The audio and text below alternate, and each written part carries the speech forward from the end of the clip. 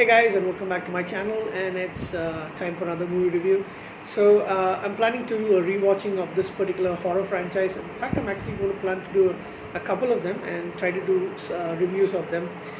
This franchise I've actually watched once, all 6 movies, but I haven't watched them since, and especially the first one which I'm going to review here, it's Paranormal Activity.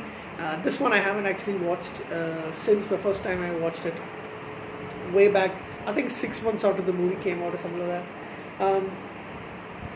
It's not the best horror movie franchise, but the first one in particularly really intrigued me, and I did want to watch more of it. But yeah, over the period of time, I think they lost the quality. I think the first 3 are good, and those are the 3 that I actually bought. Eventually, I may get the others, but space being a premium, I'm not really sure about it unless I get another shelf made, maybe a custom-made shelf.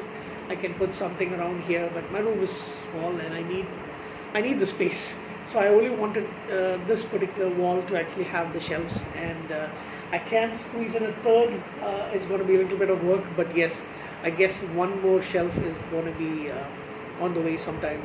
Maybe next year. But anyhow, we are talking about Paranormal Activity. So I remember the hype around this movie when it first came out. I believe this movie was made on a budget of just how much? 15,000. Pre-production and post-production came to 215,000, and at the box office they made 193.4 million. That's a heavy return on investment. It's like an ant versus the Hulk. that's the analogy that actually came in my mind. But yeah, Paranormal Activity, for the first movie, it did intrigue me the first time. Even when I watched it, I kind of liked it for the most part. Over the next few years, after watching the other sequels, I wasn't that convinced about it. But having rewatched them, the first 3 at least, the ones that I have in my collection, I like it a lot more, and I think the franchise, the first 3 movies are pretty good, is what I believe. The rest, it's kind of hit and miss for me. Not a big fan of those other 3, but again, I haven't watched them since I watched them, but I don't remember liking them that much either. So let's see, I will give them another shot, and if possible, I will get them in my collection. So Paranormal Activity, to write down some of the details, it's a 2007 movie, so I think I watched it in 2008.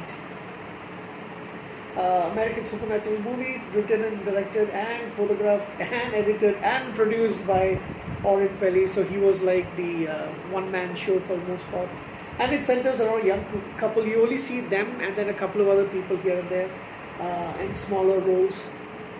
So Mika Sloat plays the boyfriend, and Katie Featherstone, the lovely Katie Featherstone. I don't know, some people don't really think she's all that, but I think I really like her. I mean, I think she's very sweet, and I wish I could see her in more movies.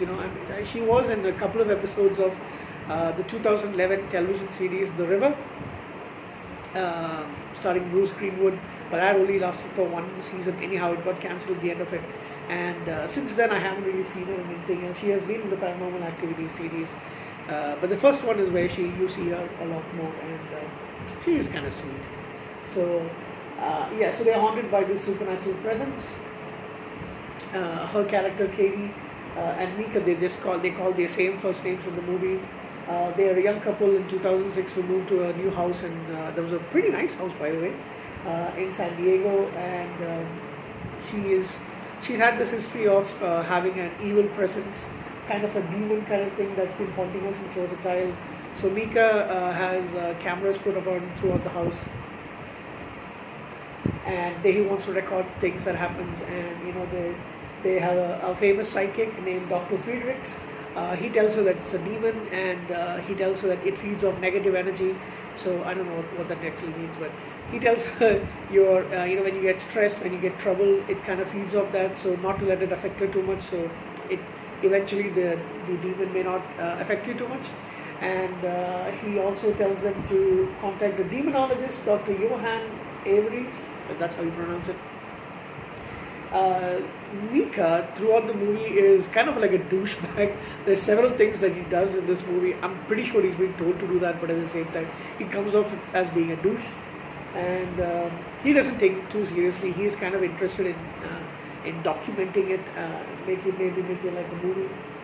A lot of strange noises, flickering lights, things moving, all this kind of stuff that you see in a demon haunting kind of stuff. There is a loud noise, there is a screech. I remember that scene the way he puts baby powder across the floor, and then the next morning they see non-human, almost demonish kind of footprints on the floor in that, and then it leads up to the attic, and they find this photograph of Katie as a youngster. It's burnt, and that actually does connect to the rest of the series. These are scenes where Katie actually gets seemingly possessed, or she's in a trance, and of course at the end,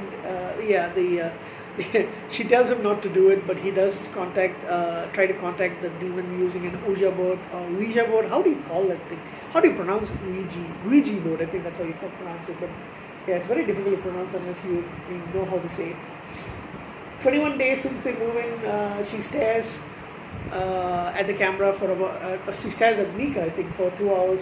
She goes downstairs, you hear a scream, Mika goes down running, he rushes downstairs, and then you see Mika screaming in pain, and then he is hurled onto he's dragged up to the top floor, and then he's hurled at the camera falls down, he is dead, and you see Katie with a demonic look on her expression on her face with blood stain.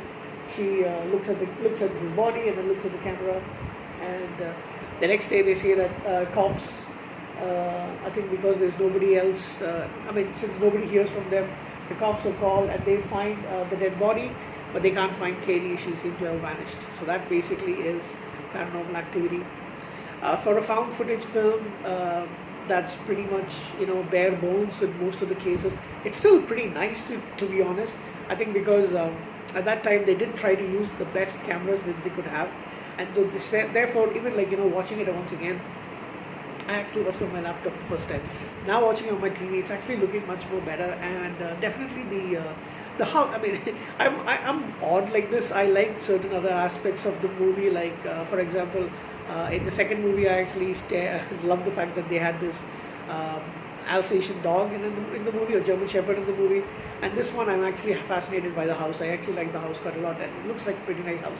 So yeah, I would say that it's not scary in the least bit, to be honest. To me, first time I watched it, I wasn't scared at all. Second time, also, to be honest, and in fact, I think I watched it late at night. The second time, I watched it around 2 a.m. in the morning, and yeah, I wasn't scared. But yeah, good movie to watch, even the second time around. So I might hold on to this, and I definitely will watch it again. As for a rating, I won't give it too much. I'm going to give it a 7.5 out of 10. It's not the best, but for what it is, a found footage movie, yes, it did have that effect. A lot of hype around the movie, and kudos to Auden Pelly for making a franchise out of from almost nothing. So pretty good. All right, that's it for my review for this particular movie. Take care, guys. Bye.